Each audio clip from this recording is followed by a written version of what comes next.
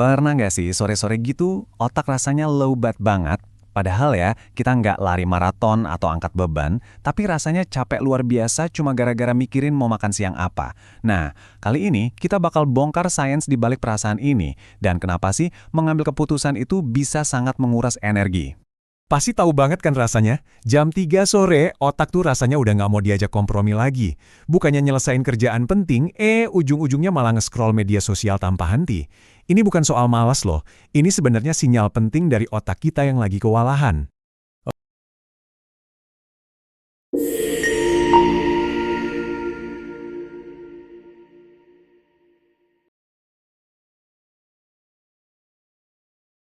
Oke, siap-siap kaget ya. Setiap hari, rata-rata orang dewasa itu membuat sekitar 35.000 keputusan. Iya benar, 35.000. Mulai dari neken tombol snooze di pagi hari, milih mau ngopi apa ngeteh, sampai mutusin gimana cara balas email yang nadanya nyebelin. Setiap klik di otak kita ini ternyata menguras sumber daya yang berharga banget. Nah, fenomena ini ada namanya decision fatigue atau kelelahan mengambil keputusan. Gampangnya gini, makin banyak keputusan yang Anda buat seharian, makin anjlok kualitas keputusan Anda yang berikutnya. Otak yang udah capek cenderung ambil jalan pintas. Makanya kita jadi gampang belanja impulsif atau nunda-nunda kerjaan yang butuh mikir. Jadi, apa sih yang sebenarnya terjadi di dalam kepala kita? Nah, awalnya para ilmuwan punya satu teori yang kedengarannya masuk akal banget, yang bisa kita sebut mitos baterai habis. Teori ini namanya ego depletion. Coba deh bayangin kemauan atau willpower kita itu kayak otot atau baterai ponsel.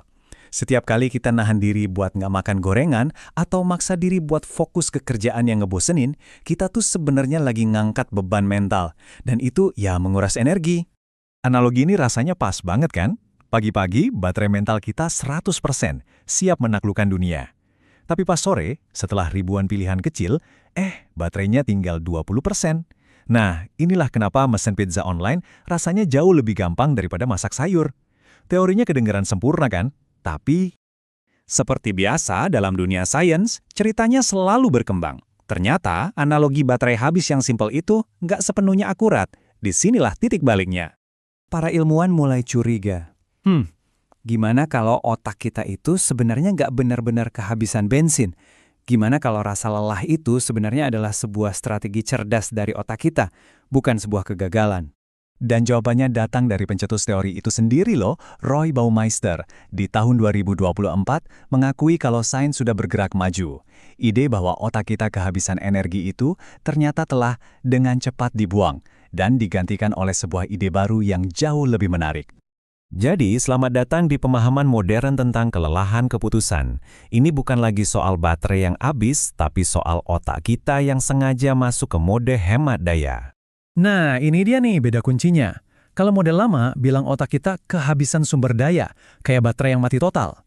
Nah, model baru bilang otak kita itu secara cerdas menghemat sisa sumber daya yang ada. Persis kayak HP kita yang masuk ke low power mode. Anda kan masih bisa nelpon atau kirim pesan penting, tapi kecerahan layar berkurang dan aplikasi di latar belakang dimatiin. Nah, otak kita melakukan hal yang sama. Jadi, ini mengubah cara kita memandang rasa lelah. Rasa capek pas ngambil keputusan itu bukan tanda kelemahan. Justru, itu adalah tanda otak kita yang super efisien, yang secara proaktif bilang, oke, energi udah mulai menipis nih. Yuk kita simpen sisanya buat hal yang lebih penting nanti. Dan untuk sekarang, kita ambil jalan pintas aja. Pemahaman ini benar-benar ngasih kita kekuatan loh.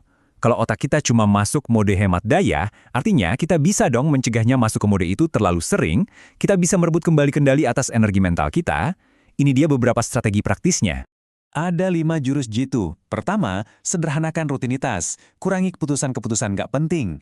Kedua, ambil keputusan besar di pagi hari. Gunakan energi puncak kita buat hal-hal yang paling krusial. Ketiga, batasi pilihan. Terlalu banyak opsi itu justru bikin lumpuh. Keempat, bikin aturan main. Buat semacam kerangka untuk keputusan yang berulang. Dan yang paling penting, kelima, ambil jeda. Istirahat itu bukan kemewahan, tapi keharusan buat ngecas lagi.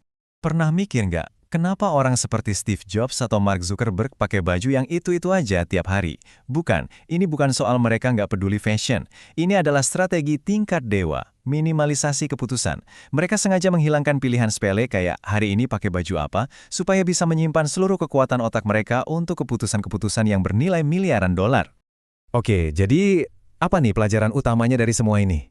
Intinya adalah, Kita harus jadi arsitek bagi perhatian dan energi kita sendiri. Jadi berhenti deh terobsesi dengan manajemen waktu. Masalah kita yang sebenarnya itu adalah manajemen energi. Energi mental Anda itu aset paling berharga. Setiap keputusan remeh, mau nonton apa, makan apa, balas komen apa, itu seperti kebocoran kecil di tangki energi Anda. Tugas kita adalah menyumbat semua kebocoran itu. Nah, sebagai penutup, saya mau kasih Anda satu tantangan. Coba pikirkan, apa satu saja keputusan kecil dalam rutinitas Anda yang bisa Anda otomatisasi mulai besok.